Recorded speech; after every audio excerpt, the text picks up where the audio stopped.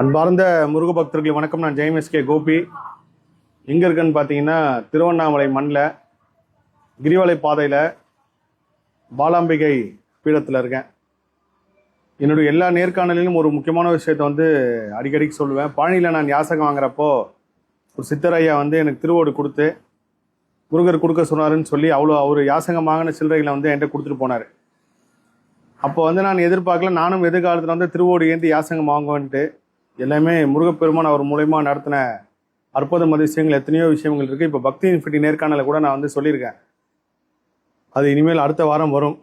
அப்போ சித்தரையா நான் திருவண்ணாமலையில் சேந்தமங்கலம் அப்படின்ற ஒரு இடத்துல பக்தி பரவசம் சார்ந்த ஒரு நிகழ்ச்சிக்கு சண்டியாகத்துக்காக நான் வந்தேன் போன வருஷம். அப்போ வரப்போ எனக்கு ஒரே ஒரு விஷயம்தான் மனசில் நினச்சேன். திருவண்ணாமலையில் ஏதோ ஒரு முருகர் அற்புதம் அதிசயம் செய்ய போகிறாரு, அது உண்டான பணிகள் நடந்துட்டு இருக்குன்னு. ஏன்னா இந்த வாட்டி நான் இந்த நிகழ்ச்சியில் மட்டும் கலந்துக்கிட்டு திரும்ப அதுக்கப்புறம் செவ்வாய்க்கிழமை அண்ணாமலையர் தரிசிக்கணும்னு சொல்லி எனக்கு தியானத்தில் இருந்த உத்தரவு. அதனால் கோயிலுக்கு போகல. கரெக்டாக இந்த நிகழ்வுக்கு ஒரு வாரத்துக்கு முன்னாடி அவர் சித்தரையா அவரோட அடியாருக்கு தொடர்பு கொண்டு திருவண்ணாமலை கிரிவலை பாதையில் ஒரு பாலாபீடம் இருக்குது, அங்கே அவரை வர சொல்லுங்க அப்படின்னு சொல்லி சொன்னதா என்கிட்ட சொன்னார். எனக்கு பெரிய ஆச்சரியம். ஏன்னா பாலாம்பிகைக்கும் எனக்கும் தொடர்பு பாலாமா ரொம்ப அவங்க பேரை சொல்கிறதுக்கு ஒரு புண்ணியம் பண்ணியிருக்கணும். மலேசியாவில் சினாங்கி போட் அப்படின்ற ஒரு இடத்துல நான் 18 சித்தர்கள் வழிபட்ட பாலாம்பிகை சிலை நான் பதிவு பண்ணியிருந்தேன். இந்த உலகத்தில் எந்த தெய்வத்தை யார் கும்பிட்டாலும் எல்லார் வீட்லேயும் பொதுவான ஒரு படம் இருக்கணும் அப்படின்னா அது பாலாம்பிகை படம் சொல்லி என் குருநாதர் சொல்லிட்டே இருப்பார். ஸோ அப்பேற்பட்ட ஒரு அற்புதமான இந்த திருவண்ணாமலை மண்ணில் பாலாபீடம்னு ஒன்று ஐயா உருவாக்கி இங்கே எனக்கு தீபாராதனை காட்டுற பாக்கியத்தையும் ஐயா சொன்ன ஒரு சில விஷயத்தையும் செய்யறதுக்கு எனக்கு உத்தரவு கிடச்சி இன்றைக்கி வந்திருக்கேன். அங்கேருந்து அந்த காணொலி பதிவு செய்கிறேன். இன்னொரு விஷயம் இங்கே நான் தியானம் பண்ணேன். அப்போ எனக்கு ஒரு அற்புதமான ஒரு விஷயம் கிடச்சிது.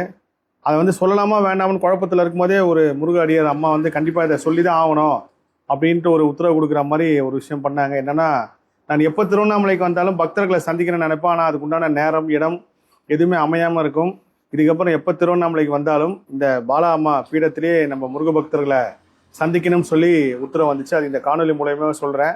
அடுத்த தடவை நான் திருவண்ணாமலை வரப்போ கண்டிப்பாக இந்த இடத்துல நான் நேரம் காலம் எல்லாமே நான் சொல்கிறேன். முருகர் அடியார்கள் வாங்க சந்திப்போம். திருவண்ணாமலை முருகர் சொந்தங்கள் அம்மா பாலாம்பிகை இருக்காங்க. அவங்களுக்கு தொட்டில் கொடுத்துருக்காங்க. ஐயா உருவாக்கி அந்த தொட்டியில் நிறுவனத்துக்காக தான் நான் வந்தேன். இந்த பாக்கியம் கொடுத்ததும் இறைவன் தான். நீங்கள் பெண் சக்தியை ஊக்குவிச்சதே முருகப்பெருமான் தான். நேற்று கூட அதை பற்றின ஒரு விஷயத்தை முருகப்பெருமான் உணர்த்துறாரு. இந்த உலகத்தில் எல்லா பெண் தெய்வ வழிபாட்டையும் முருகப்பெருமான் தான் உருவாக்குனார். குறிப்பாக சப்தகன்னிகள் 18 சித்தர்களும் ஒருத்தவங்களை வணங்கினாங்கன்னா அது பாலாம்பிகை தான். அது காரணம் என்னன்றது என்னோட கர்ம ஆராய்ச்சியிலும் முருகர் ஆராய்ச்சி நான் உணர்ந்திருக்கேன். அது எல்லாமே நான் விரைவில் பதிவு செய்கிறேன். திருவண்ணாமலை கிரிவலம் வரவங்க கண்டிப்பாக பாலா அம்மாவை பார்த்துட்டு போங்க. இதுக்கப்புறம் என்னோட திருவண்ணாமலை பயணத்திலையும் முருக பக்தர்களை சந்திக்கிறதுக்கு ஒரு இடமா தான் இது முருகப்பெருமான் கொடுத்துருக்காரு நம்புகிறேன்.